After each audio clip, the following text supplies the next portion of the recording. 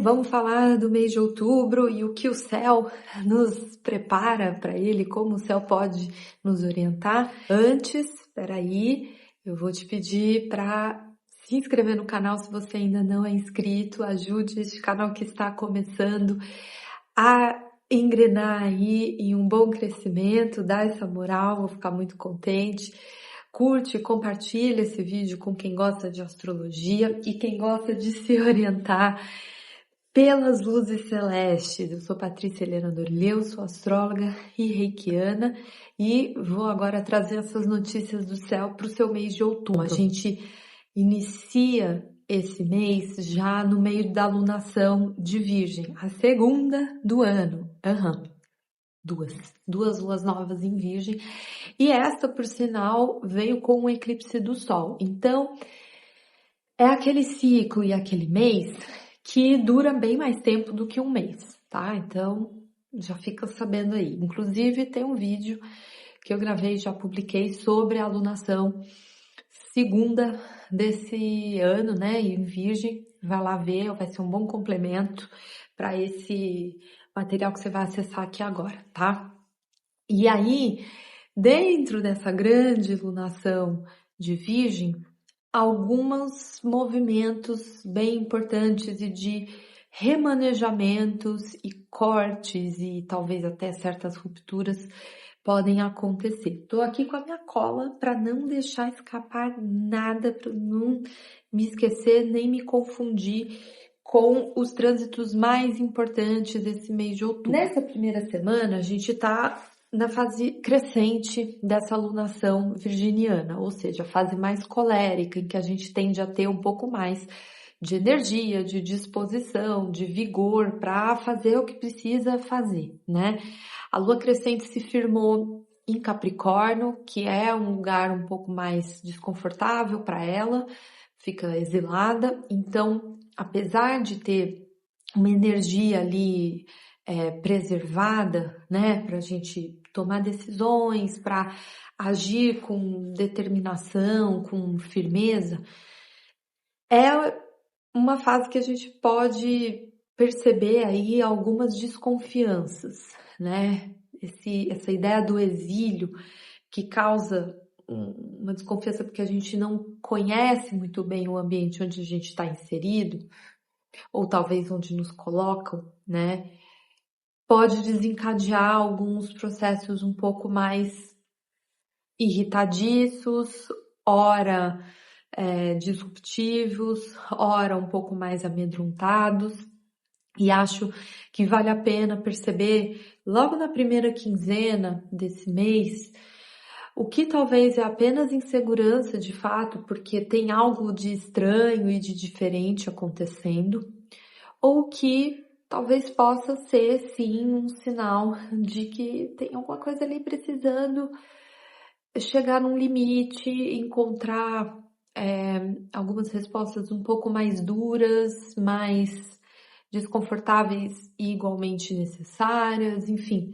Tem uma linha tênue aqui entre essa desconfiança ser uma desconfiança propositiva, né, de instigação, ou uma desconfiança em alimentar algo que se torna insustentável.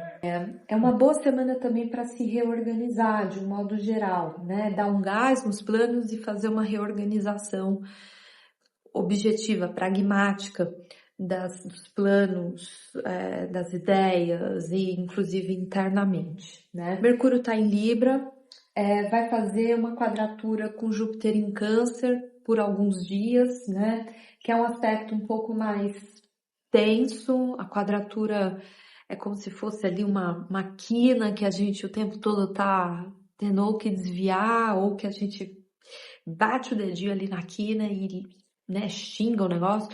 E aí é esse aspecto que simboliza alguma questão, alguma circunstância, algum cenário em que a gente vai ter que reorganizar aquilo que está estabelecido. De novo, acho que é um aspecto que agrava esse lance da desconfiança, sabe? Talvez a gente se veja muito na defensiva, inclusive, né? Mas instiga encarar conversas difíceis. Isso em definitivo. Esse Mercúrio em Libra tem uma disposição a encontrar o caminho do meio, né? A harmonizar os humores, a harmonizar os vínculos. Então, a quadratura com Júpiter talvez nos coloque de frente com as nossas convicções, assim, talvez a gente de fato precise se maleabilizar, flexibilizar alguma coisa que está muito exaltada no campo das ideias, sabe? No campo daquilo que a gente acredita, enfim. Mas é uma quadratura que, quando a gente banca a discordância, né, e esse desconforto, remaneja as coisas, dá um refresh, né? Então, as quadraturas não são fáceis, mas eu tenho uma grande amiga, Edna Frois, colega maravilhosa, que ela fala que a vida acontece nas oposições e nas quadraturas, porque é quando a gente se vê precisando tomar decisões importantes, né? Avançar ou recuar de espaços que estão nos trazendo algum perigo, enfim. Então, essas coisas elas ficam mais em efervescência, sabe? A gente avança, recua, enfim, ao longo, especialmente da primeira quinzena ali do mês.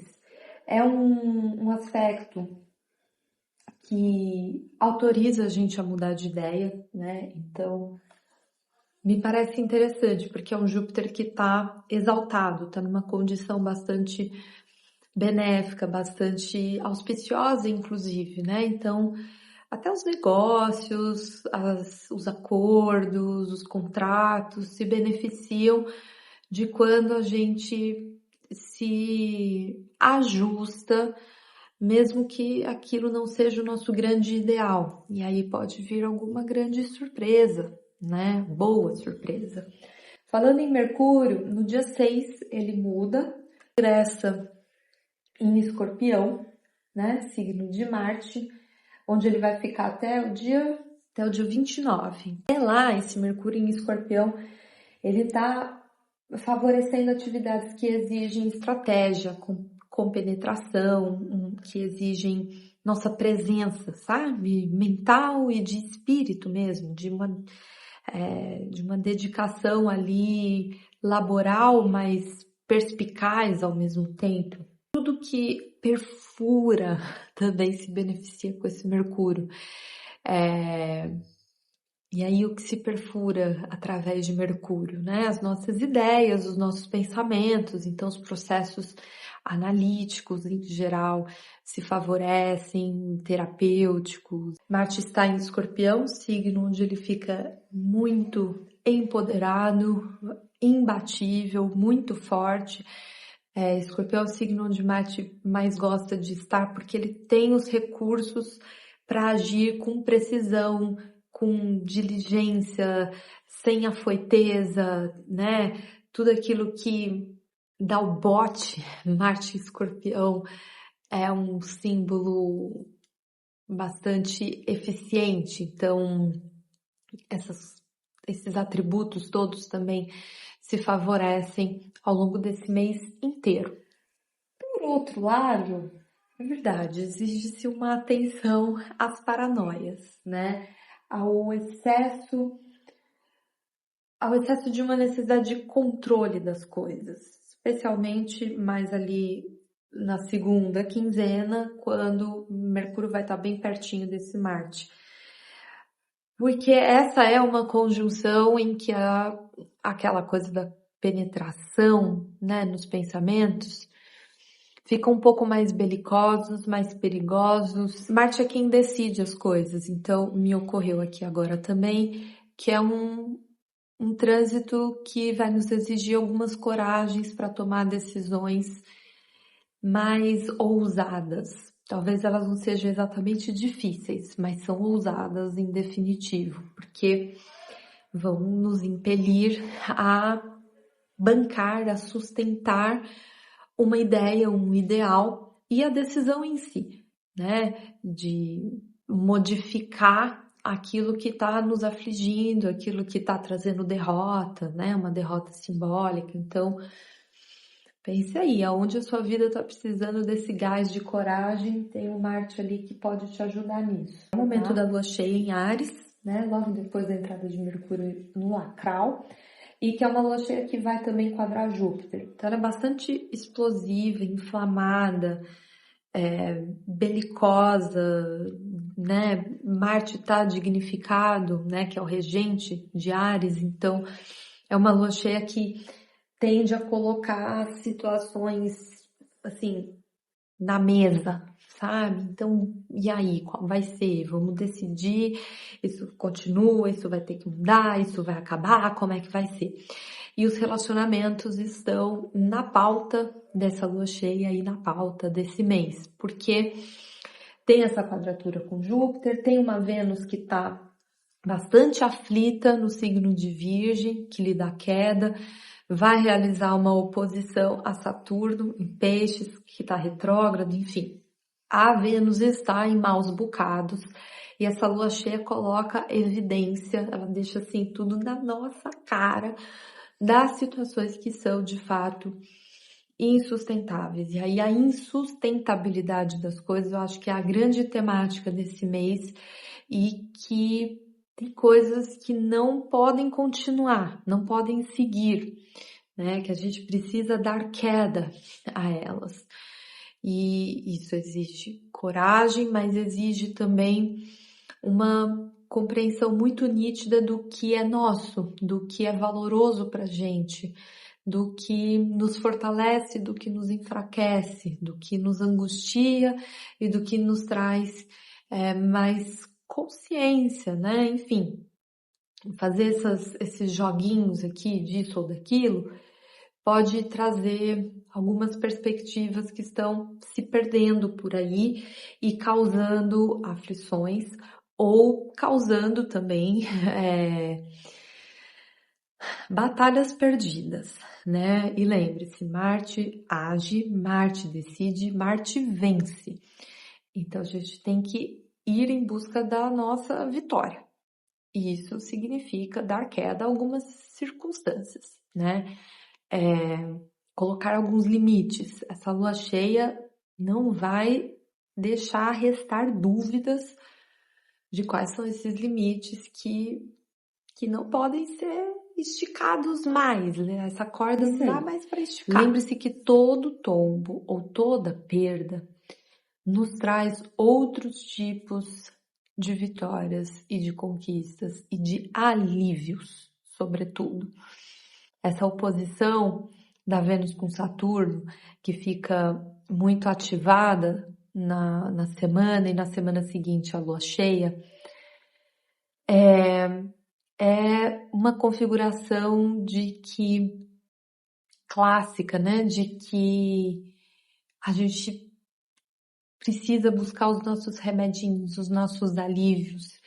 E isso significa falar não para algumas coisas, tá? Não admitir algumas circunstâncias, algumas cenas.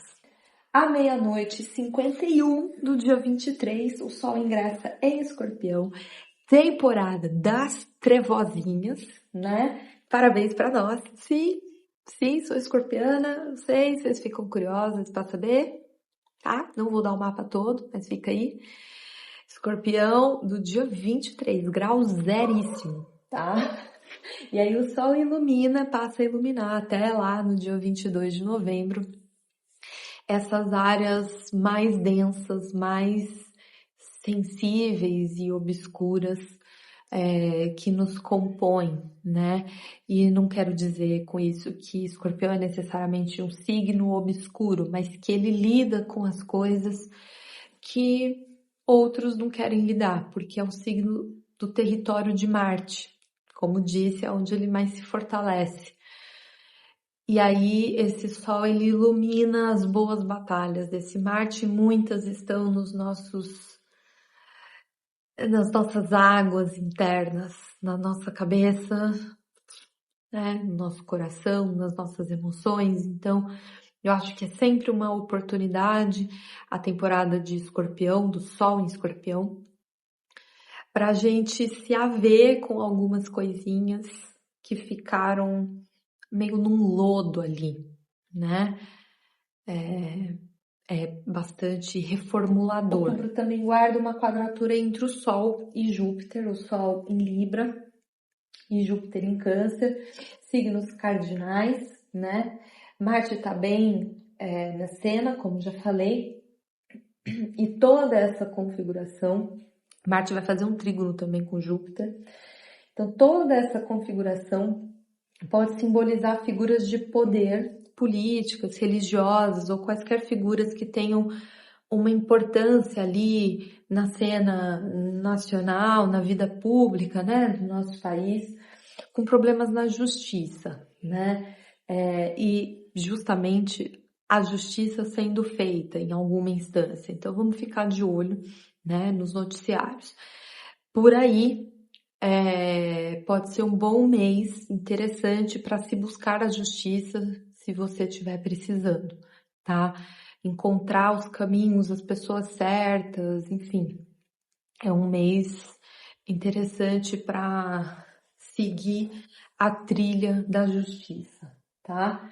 E na individualidade, essa quadratura ela também pode simbolizar uma crise de fé, de esperança, que inclusive, pensando, né, em tudo isso que a gente comentou, um céu de muitas oposições, muitas quadraturas, essa crise é justamente um teste, né, para a gente atravessar esse mês e o próximo também, com coragem, com força, né, com uma integridade ali de espírito, de alma, e que a gente se estabeleça ali em um lugar de confiança mesmo nesses processos. Acho, né, que o céu nos lembra para se reconectar, para a gente se reconectar com as nossas grandes motivações, com aquilo que nos instiga, com as nossas intenções. Se tudo isso tiver dignidade, a prosperidade virá. A todos eu desejo um excelente mês de outubro, com votos especiais de felicidades e muita saúde às librianas e às escorpianas. A gente se vê no próximo vídeo.